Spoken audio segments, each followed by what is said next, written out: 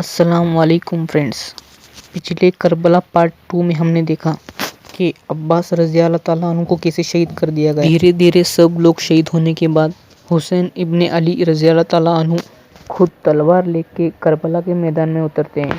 آپ نے کافی دیر یزیدی فوج کا خود اکیلے مقابلہ کیا۔ آپ تنہا تھے، لیکن کوئی بھی آپ سے مقابلہ کرنا نہیں چاہتا تھا کیونکہ آپ حضرت علی کے بیٹے تھے۔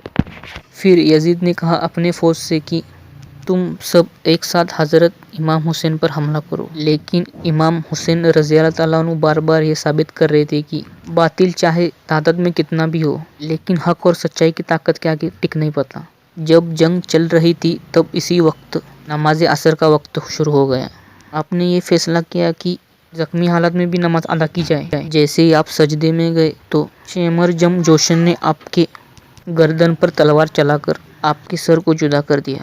کے بعد یزیدی فوج نے آپ کے سر مبارک کو نیزے پہ لگا کر اور دوسرے شہیدوں کے سر مبارک کو نیزے پر لگا کر شیطان مردود جشن کرنے لگے۔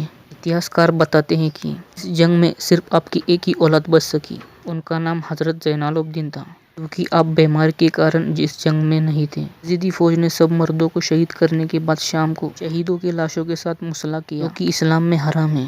اللہ تعالیٰ فرماتے ہیں کہ نہ ہی بڑا دشمن کیوں نہ ہو، ان کے لاشوں کے ساتھ مسلح نہ کرو کیونکہ اسلام میں حرام ہے۔ جیسے ہی 10 محرم کی رات آتی گئی، ویسے ہی ظالموں نے رسول اللہ کے گھر کے بیٹیوں کی خیموں کو جلانا شروعات کر دی، ان کے سر کے چادروں کو لوٹ لیا۔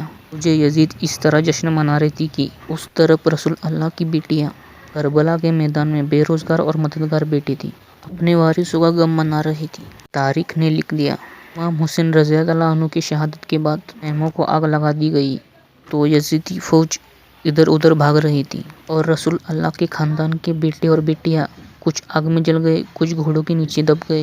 اندھیرا چھا گیا تب شہزادیوں نے اپنے بچوں کو ڈھونڈنا شروع کر دیا گیا۔ کبھی کسی بچے کی لاش ملتی ہے تو کبھی کسی بچے کی جلا ہوا جسم۔ کسی نے کہا امام حسین رضی اللہ تعالیٰ عنہ کی 4 سال کی بیٹی سکینہ نہیں مل رہی۔ تبھی بی بی زینب نے روتے ہوئے فرمایا، ابھی علی کی بیٹی زندہ ہے، ابھی علی کی بیٹی پہرا دیں گی، ظالموں سے لڑے گی۔ بی بی زینب نے سب عورتوں کو سنبھالا اور اکٹھا کیا اور بیٹی سکینہ کو ڈھونڈنے لگی۔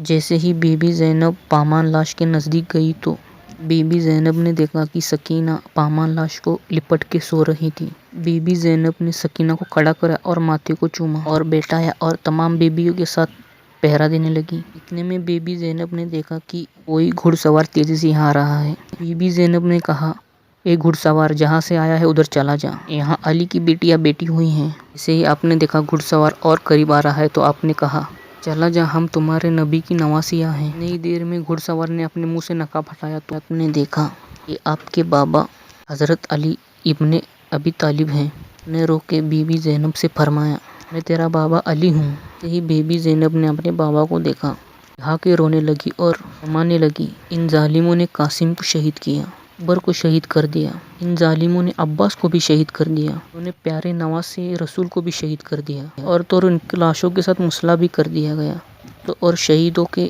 سروں کو نیزوں پہ لگا کر جشن کر رہے ہیں۔ اتنے میں حضرت علی فرماتے ہیں، اللہ کے لیے اور اللہ کے رسول کے لیے میرے 100 بیٹے قربان۔ زینب تم دیکھنا، قیامت تک تمہارے بھائی حسین اور باقی شہیدوں کی قربانی یاد رہے گی، اللہ اکبر۔ تو فرینڈز، آج کے لیے اتنا ہی۔ کربلا سیریز کا تیسرا پارٹ دیکھنے کے لیے میں جلد ہی جلد کربلا سیریز کا 4تھ پارٹ بھی بناؤں گا۔